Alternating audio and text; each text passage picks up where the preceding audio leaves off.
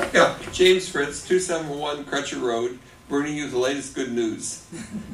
I don't know if you heard or not, but Bank of America announced they're laying off 40,000 employees and shutting down 10% of their retail offices, retail banks.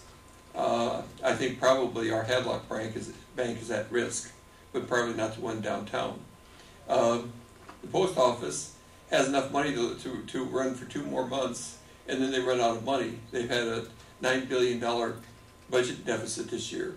One of the problems is in 2006, the Bush administration passed a law saying they have to fund retirement benefits and health benefits for 75 years in advance, a requirement no corporation or other government agency has. And this requires a $5.5 billion extra cost that is unnecessary. So it's a ticklish situation. There's going to be massive cuts there. Germany is planning on bailing out of the EU and going back to the Deutschmark.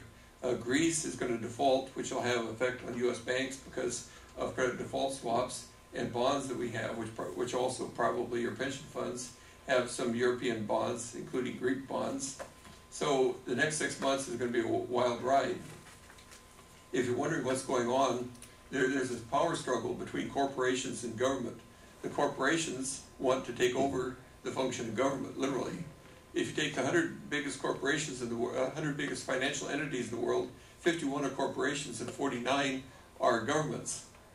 And now the corporations are saying health, education, welfare, pollution, and a bunch of other functions should be decided by the market.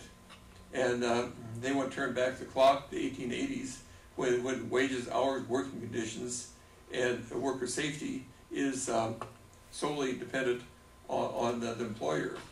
So it's a battle to finish. And of course, this tremendous propaganda against labor unions and government.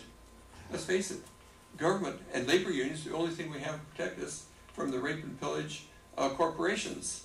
I mean, it's really a tribute to the people in the civil service, including the people in this fine building, that we have an effective government yet, considering the tremendous war being waged against government and the functions of government. Thanks. Thank you, Mr. Fritz. Who would like to be next?